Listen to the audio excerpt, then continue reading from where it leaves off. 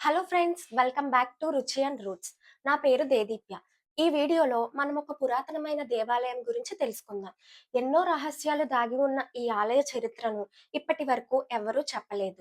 మొట్టమొదటిసారిగా మన ఛానల్ ద్వారా ఈ ఆలయ చరిత్రను తెలుసుకుందాం రండి. అదే మన జంగారెడ్డిగూడెంలో బైనేరు నదీ తీరమున కొలువై ఉన్న శ్రీ శ్రీ శ్రీ ఉమా సహిత రామలింగేశ్వర స్వామి వారి దేవాలయం. ఈ ఆలయ వ్యవస్థాపకులు కొల్లిపర రాధాకృష్ణ గారు అలియాస్ చిట్టి గారు. ఈయనే శ్రీ శ్రీ శ్రీ గోకుల తిరుమల పారిజాతగిరి వ్యవస్థాపకులు కూడా. ఈయన స్వయాన మా ముత్తాత గారు. మా ముత్తాత గారు అయిన చిట్టి గారి కలలోకి పరమశివుడు వచ్చి, నేను రెడ్డి గణపవరం గ్రామంలో శిథిలమైన కోటలో ఉన్నాను అని చెప్పారంట. పరమశివుడు చెప్పిన విధంగా రెడ్డి గణపవరంలో శిథిలమైన కోటలో రాళ్ల మధ్యలో శివలింగం ఉంది. ఆ ఊరి గ్రామస్తులను, ప్రజలను రాళ్లు తొలగించి శివలింగాన్ని బయటకు తీయడంలో సహాయం చేయమని అడిగారంట. ప్రజలు మాకు భయం, మేము రాము అని చెప్పడంతో జంగారెడ్డిగూడెనికి వచ్చి చిట్టి గారి గురువుగారైన శ్రీ శ్రీ శ్రీ రామానంద భారతీజీ గారి ఆశ్రమంలో శిష్యులు అయిన శ్రీ ఆనంద నారాయణ స్వామీజీ గారిని, కృష్ణానంద స్వామీజీ గారిని రెడ్డి గణపవరానికి తీసుకుని వెళ్ళి 3 రోజులు శ్రమించి రాళ్లను తీసి శివలింగాన్ని, నందీశ్వరుణ్ణి బయటకు తీశారు.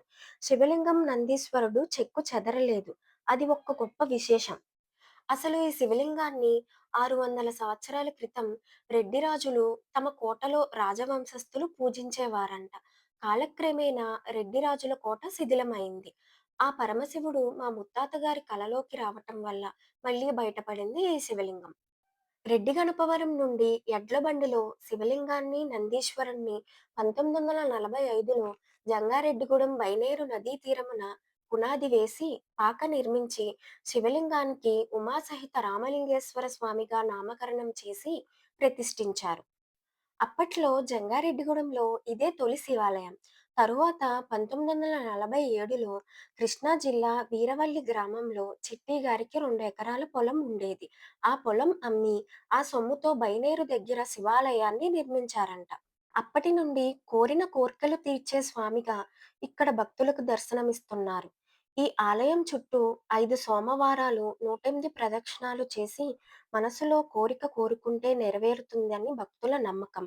సంతాన, విద్య, వ్యాపార, ఉద్యోగ సమస్యలతో బాధపడుతున్న వారు ఎంతోమంది ఈ ఆలయానికి వచ్చి స్వామిని దర్శించుకుని తమ కోరికలను చెప్పుకుంటారు.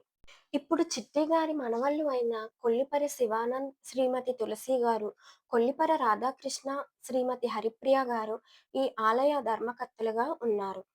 ధర్మకర్తలు ఇంకా తేలీల సంఘం వారు ప్రతి ఏటా శివరాత్రికి అంగరంగ వైభవంగా స్వామివారికి పూజలు, అన్నదానాలు, పవలింపు సేవ, ఊరేగింపులు, నారసాల, శక్తి వేషాలతో అంగరంగ వైభవంగా చేస్తారు. శివాలయం పక్కన నాగబంధాలతో ఉన్న జంటనాగు విగ్రహాలు మీకు కనిపిస్తాయి. ఇక్కడ శివలింగం కూడా ఉంటుంది. ఇవి అన్నీ కొత్తగా నిర్మించినవి. చిట్టి గారు నిర్మించిన ఆలయం శిథిలావస్థకు చేరుకోవడంతో ఇప్పుడు కొత్త ఆలయాన్ని నిర్మిస్తున్నారు.